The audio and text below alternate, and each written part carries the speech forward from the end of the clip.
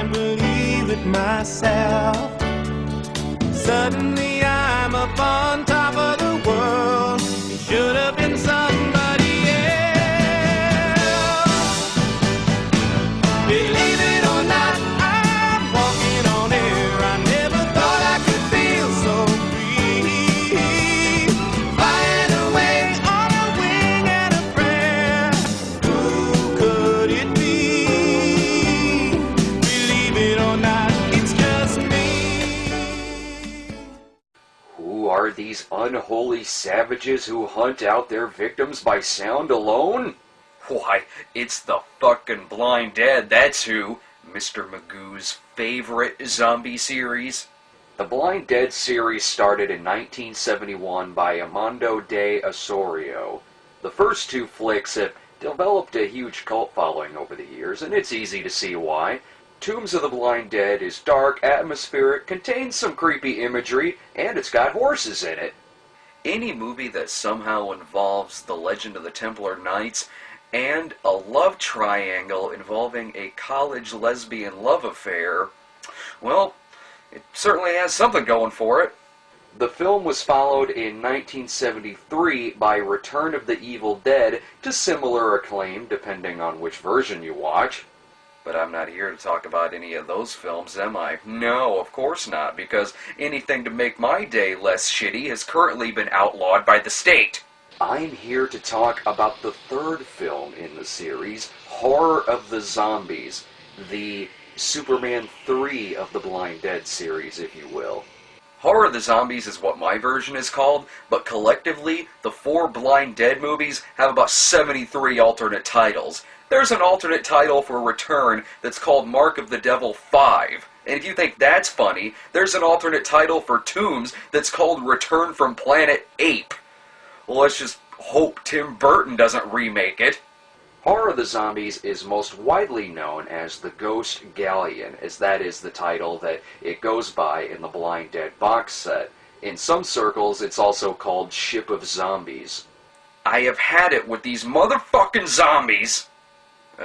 You know where I'm going with that. Well, no matter. The Blind Dead box set may have all 4 movies, but whatever. The box set that I have has Horror of the Zombies plus 49 extra movies. The title, Horror of the Zombies, does make me laugh a little. Is the horror they speak of being caused by the zombies, or does the horror describe the zombies themselves? Because, you know, from what I understand, blindness kinda sucks. Guess it's a little bit of both, I guess. Or it's just some alternate title thrown on there by a distributor who likes to get head from aardvarks. This movie is just all kinds of ridiculous. For the first chunk of it, it's hard to tell how the Blind Dead are even going to factor into the movie. When you pop in a Blind Dead movie, I highly doubt you expect to get subjected into a plot involving fashion model conspiracies. What the fuck? Is this James Toback's Exposed? I love James Toback, but Exposed blew. Can't I watch a horror film that reminds me of Toback's fingers? We're introduced to the models in a scene that features one of the most insulting photographers ever. Come on, Greta, lean back and stick them out. That's it. Better turn to your left. To your left, dummy. I said to your left. Nomi, can you get rid of that stupid look on your face, please? One of the models is worried when her best friend and fellow model has gone missing. Already I don't fucking care. The head of the modeling agency knows where she is and leads the lady to a mysterious hideout where everything will be explained. Oh God, this could go in several directions. This could either go the way of Hostel or the way of Bikini Island.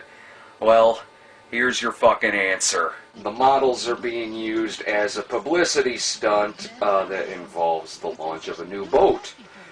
Can't say I expected that. That is the explanation behind this conspiracy, and it was being kept a secret. Why? Because everyone would think it's stupid?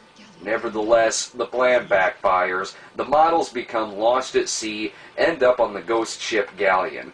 And how haunted is this ship? Oh, I'll tell you. When you're off the ship, it's daylight. But as soon as you step on this motherfucker, it's pitch black in the dead center of fog. The ship lays host to the tombs of the Templars, who immediately pick off the two models as if they were, well, two models. A rescue mission is sent out to find them, and by rescue mission I mean employees of the modeling agency. Great! Were the pink ladies unavailable?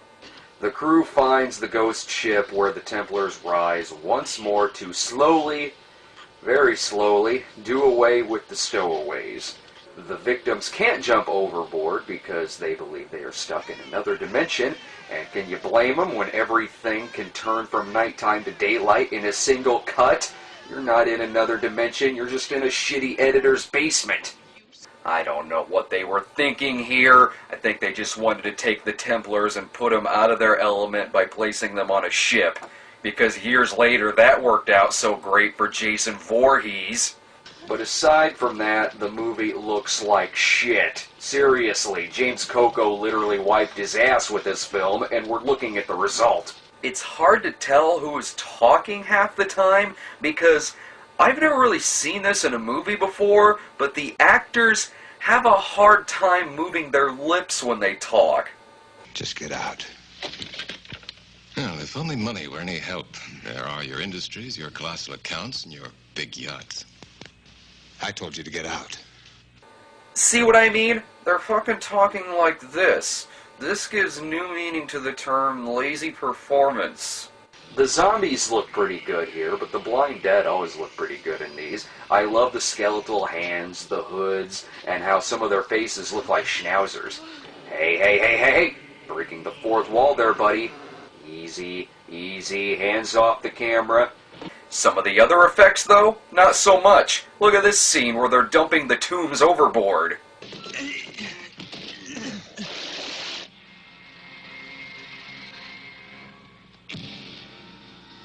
Okay, now that's just a cheap-looking effect for the sake of a cheap-looking effect. Even if that special effect were good, there was no need for that shot in the movie, and the same thing happens later on in the movie. The ship ends up catching on fire, and there's some okay shots of different areas of the ship going up in flames. Doesn't look awful, but then they splice in shots like this. Oh, come on! What was the point of that? Well, someone's wife is gonna bitch slap their husband for causing smoke rings around the bathtub. It isn't that the footage just looked awful, but it's that it could have easily been deleted because the shot looks like shit. Jess Franco could have made better inserts, and that would have just been porn. And one part that I just simply don't get is when they use a flaming crucifix to ward off the zombies. Hello? Aren't they supposed to be blind? How is this affecting them? And since when do crucifixes mess with zombies anyway? The ending is a little weird too. Not context-wise, but because of how it's edited. All of a sudden, the soundtrack goes off, and then there's a freeze frame. What the hell? Did I accidentally hit pause? What the fuck is going on here? No, I didn't hit pause. This is the end? Oh, okay. Yep, I guess that's the end. What a disorienting way to end a movie. It's a little anticlimactic. I guess I'll go do something else now. The film was followed by the fourth in the series called Night of the Seagulls. Alternate titles, Terror Beach, and Don't Go Out at Night. I love it when alternate titles kinda contradict each other on what the movie may be about. Well, I haven't seen the fourth one yet in the series, but I'm sure I will eventually. But anyway, thanks to everyone out there who has donated movies for review, because thanks to you, I can keep this show going for decades. And I promise that 100% of the reviews I do from now on will be directly from submissions from you guys. And that almost scares me in a way. But regardless, thanks for supporting the show, thanks for your love, and I shall see you next time, because I've got movies about killer refrigerators and nudist colonies to watch. Don't leave me now, Sergio. I'm frightened.